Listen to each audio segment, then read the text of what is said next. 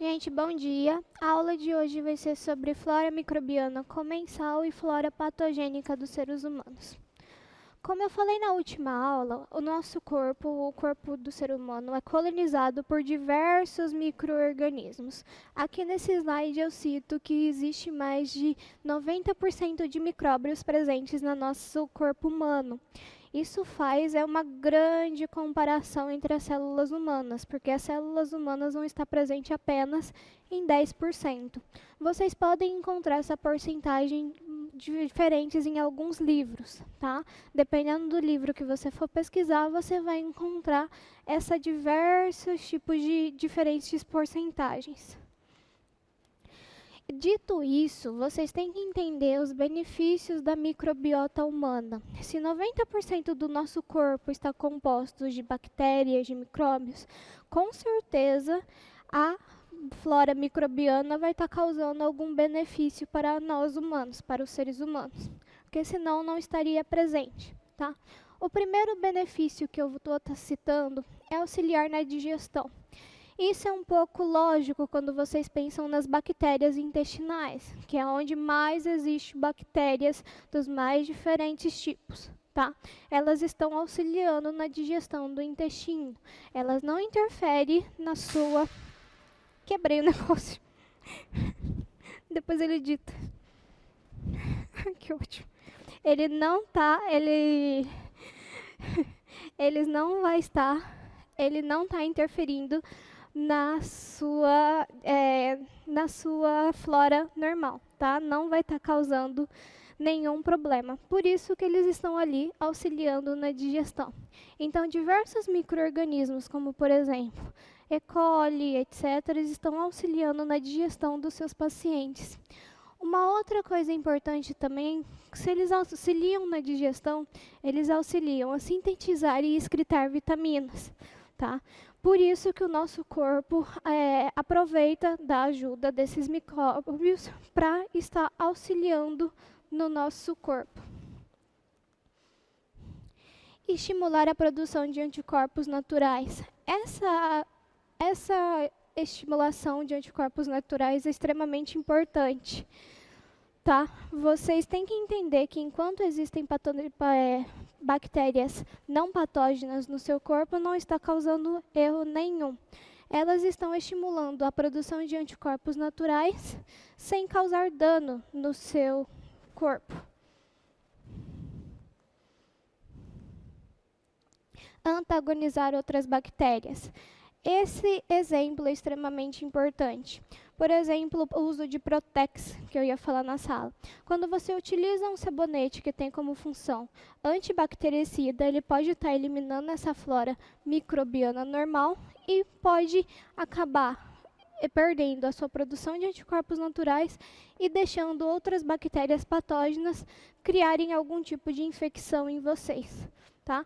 Antagonizar outras bactérias vai ser sempre a microbiota normal do seu corpo, antagonizando algumas bactérias patógenas. Tá?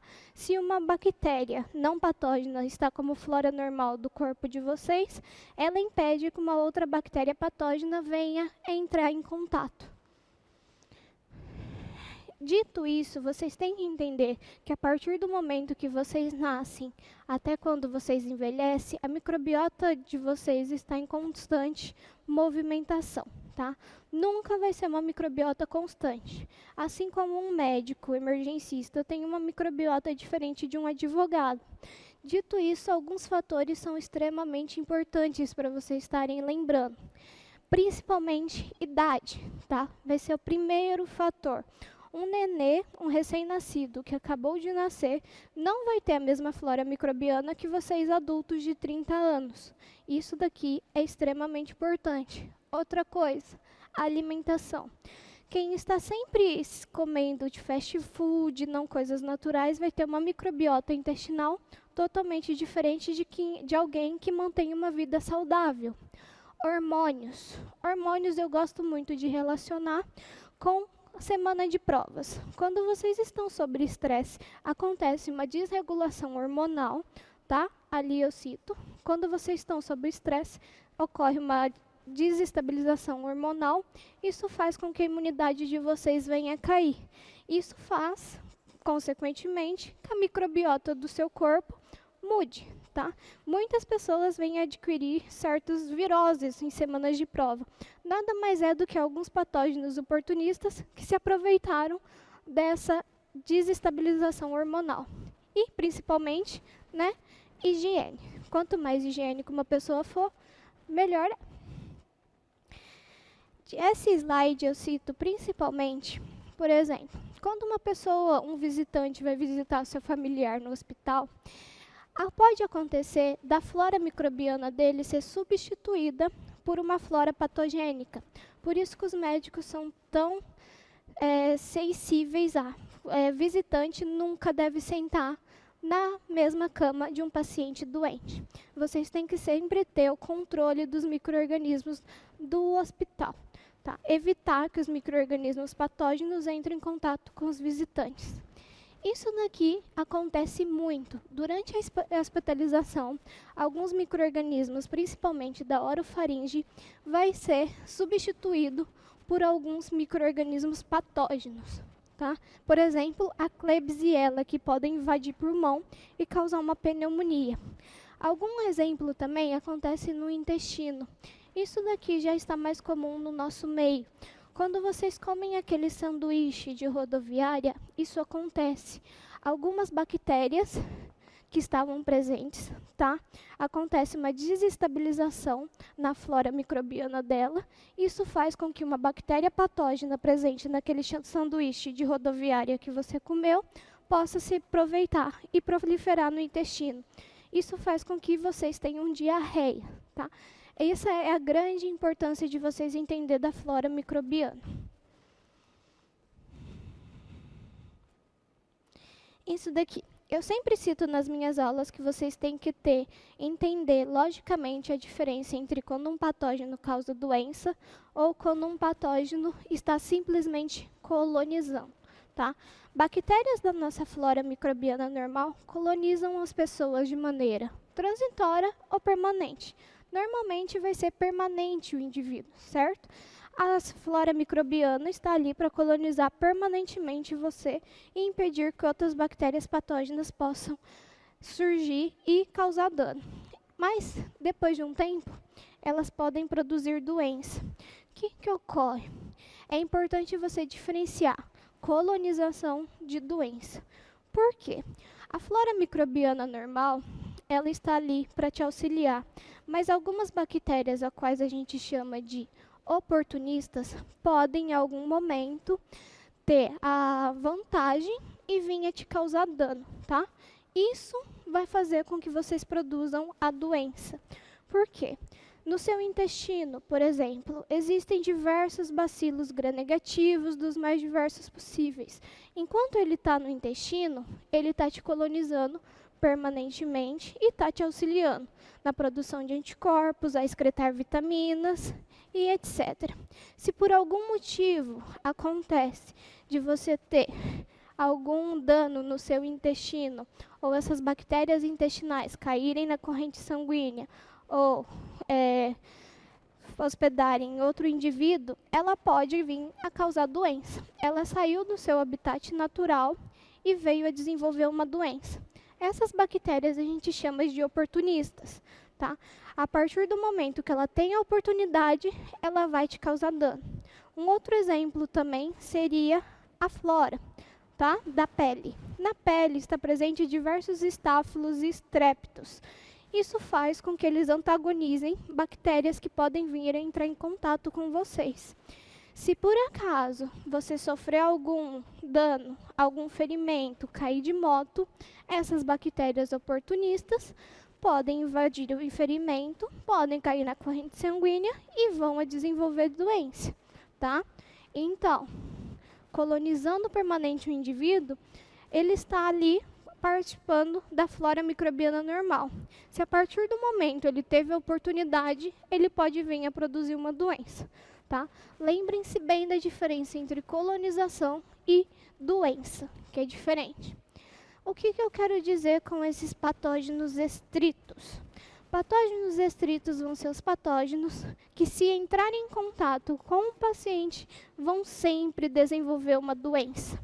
Tá? Aqui, por exemplo, eu cito o Mycobacterium tuberculosis, o vírus da hepatite C, o Plasmodium falciparum e a Francisella tularensis. O que eu quero dizer com isso? São patógenos, são bactérias que, se vir a entrar em contato com o ser humano, ele vai necessariamente desenvolver doença.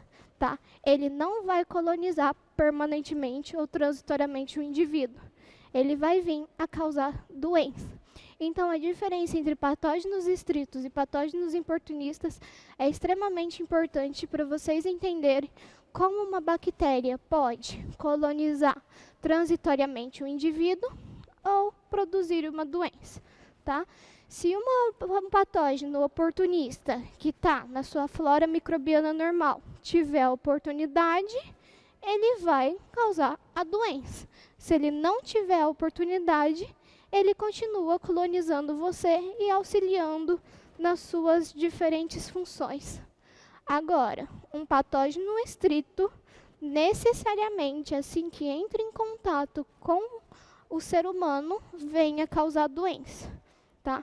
Essa diferença entre patógeno estrito e patógeno oportunista é também de grande importância. O estrito é um micro-organismo que sempre vai estar associado à enfermidade. E o oportunista, só se ele tiver oportunidade. No livro, no Murray, eu quero que vocês leiam a página sobre a flora microbiana. Tá? Por quê? Como eu disse, 90% do nosso corpo vai ser feito de bactérias.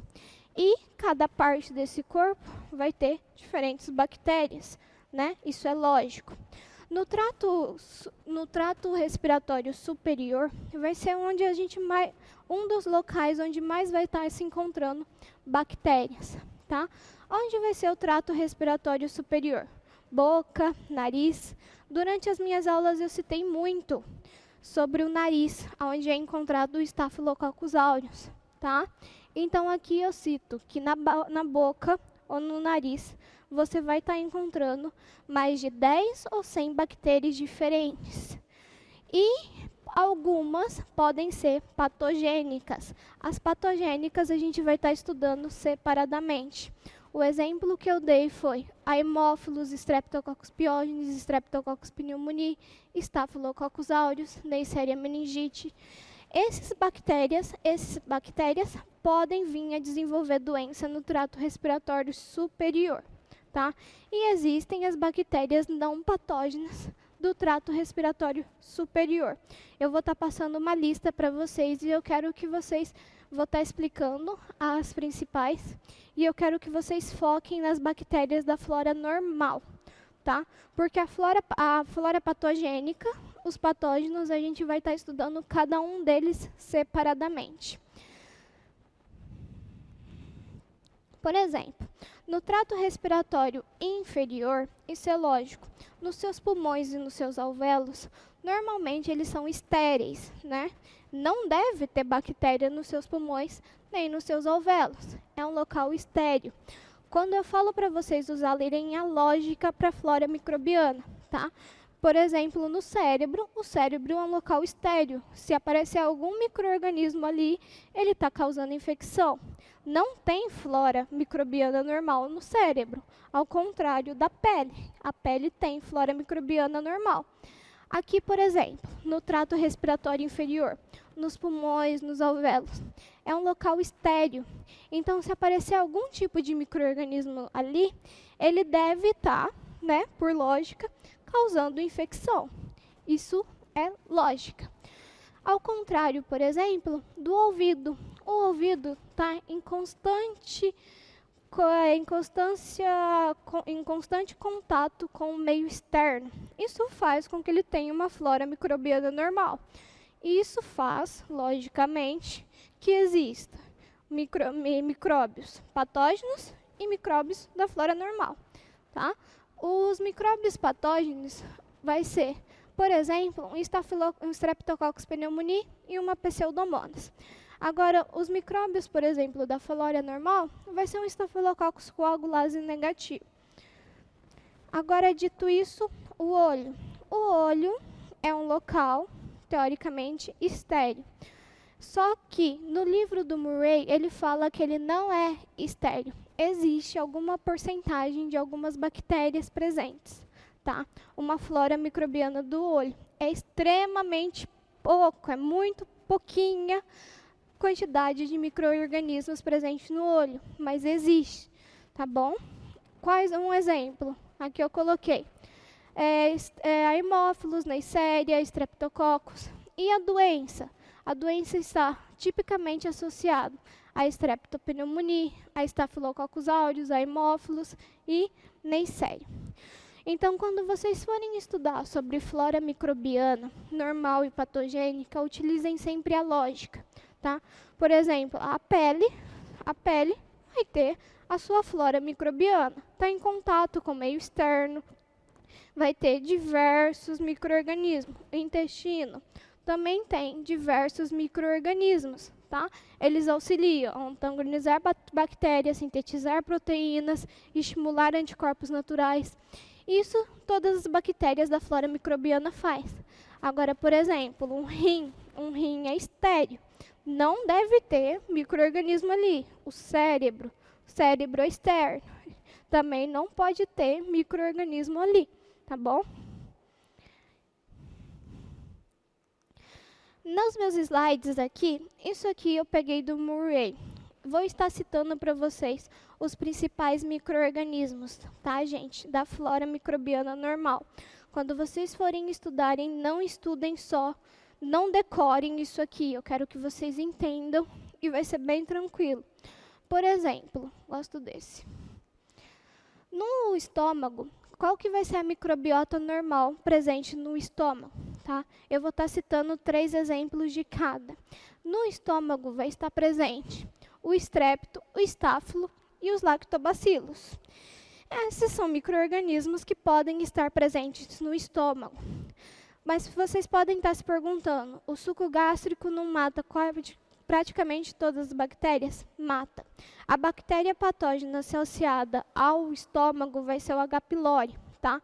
Ele sobrevive nesse meio ácido por causa de uma proteína que ele faz e neutraliza o suco gástrico, mas isso a gente vai estar vendo mais para frente. Não se preocupem. Por enquanto, memorizem, entendam que a microbiota normal do estômago pode ter muito pouco micro-organismo no estrepto, estáfilo e lactobacilos. Aqui no intestino, tá? Microbiota do intestino vai ser o local que mais está presente os micróbios, porque eles auxiliam na digestão dos alimentos, sintetizar proteína, excretar vitaminas e etc. Dentre eles, os principais vai ser lactobacilos, bacteroides e a família Enterobacteriaceae. Essa família Enterobacteriaceae, nós temos uma aula exclusiva para ela, tá? Tirando isso, microbiota do intestino grosso. Também, o importante, vocês podem estar selecionando bacteroides, E. coli, Klebsiella, Proteus, lactobacilos. Esses micro-organismos são de extrema importância para vocês entenderem. Eu sei que é chato, mas vocês têm que memorizar esses micro-organismos, porque futuramente nós vamos estar utilizando nas nossas aulas. Na vagina da mulher, vocês têm que entender, na vagina da mulher também não é estéril. Tem esses seguintes micro-organismos. Por exemplo, lactobacilos, peptostreptococcus, streptococcus e bacteroides. Tá? São exemplos dos mais fáceis micro-organismos para vocês estarem memorizando. E na uretra, tá? Não na bexiga, também tem uma quantidade de micro-organismos. Por exemplo, Staphylococcus coagulase negativa e variações dos streptococcus. Dito isso, vocês já têm ideia da flora microbiana normal e, futuramente, vocês vão ter ideia da flora microbiana patogênica. Desculpa utilizar essa palavra. Da flora patogênica bacteriana, tá? Essas bactérias aqui, se estiverem presentes nos seus locais de flora, não vão causar nenhum dano ao hospedeiro. Se por acaso alguma dessas bactérias vir atingir a corrente sanguínea, ele pode vir a desenvolver doença, tá? Por enquanto, eles estão ali como flora microbiana normal, auxiliando o ser humano a sintetizar proteínas, a digerir os alimentos, a antagonizar bactérias. Se algum deles sair, por exemplo, e cair na corrente sanguínea, eles podem vir a desenvolver a doença. Mas, por enquanto, utilizem sempre a lógica para estudar sobre flora microbiana, tá? Eu quero focar bastante nessa imagem aqui. Vocês têm que entender que 90% do corpo de vocês é feito por micróbios, por micro-organismos. E, por isso, existem locais onde esses micro-organismos vão estar presentes e existem locais estéreis, tá? Um desses micro-organismos pode vir, sim, a me desenvolver doença. É o que a gente chama dos micro-organismos oportunistas, tá bom? E os benefícios da microbiota humana é importante lembrar. Usem sempre a lógica enquanto vocês estiverem estudando. Esse slide aqui é o slide mais importante dessa aula. Entendam a diferença entre colonização e produção de doença, tá? Um micro-organismo pode colonizar o ser humano de maneira transitória ou permanente e ele futuramente pode vir a desenvolver uma doença. Os micro-organismos que fazem isso são os micro-organismos oportunistas. Os micro-organismos estritos, eles necessariamente produzem doença. Foquem muito na diferença entre colonizar e produzir uma doença. Deixa eu só. Posso sair? Aqui. Entender sobre os mecanismos microbianos de patogenicidade é entender o motivo de qual a bactéria vai estar causando dano ao ser humano, tá? Sempre vai existir um motivo, uma oportunidade que a bactéria tenha de estar conseguindo causar dano no ser humano. Não é sempre que ela vai causar a doença. Às vezes o nosso sistema imunológico consegue barrar a bactéria. A primeira coisa que vocês têm que entender é a porta de entrada. As bactérias podem entrar por diferentes portas de entrada. E cada uma tem a sua, digamos, preferência, tá? Através de ingestão, inalação, trauma, perfuração por seringa, picada de artrópode e transmissão sexual. Vou dar um exemplo de cada um. Através da ingestão, vocês podem estar colocando aqui, salmonela e shigella, tá? Através da ingestão, normalmente são bactérias gram-negativas que vão estar em contato com o ser humano. Através da inalação, na maioria das vezes vão ser bactérias patógenas estritas, tá? Por exemplo, o Mycobacterium tuberculosis. Você adquire o Mycobacterium tuberculosis através da inalação. Trauma. Existem diversos tipos de bactéria que podem estar entrando no seu corpo através de trauma. Um dos mais conhecidos é o Clostridium tetani, que se você vir a entrar em contato com ele, você vai desenvolver tétano, tá? Perfuração de seringa vai ser o Staphylococcus ou a Pseudomonas. A perfuração de seringa e o trauma estão muito relacionados, tá? Porque o mesmo Staphylococcus pode entrar por trauma. Picada de artrópode. Isso aqui não é muito comum de estar acontecendo, tá? O mais comum de estar acontecendo são ingestão, inalação, trauma e penetração de seringa e transmissão de sexual. De todos esses, o menos comum vai ser a picada de artrópode. A transmissão sexual, o organismo mais fácil de estar lembrando é a Neisseria gonorrhoeae, que vai estar causando gonorreia, tá? Ela só é transmitida através do ato sexual. Dito isso, o micro-organismo entrou em contato com o seu ser humano.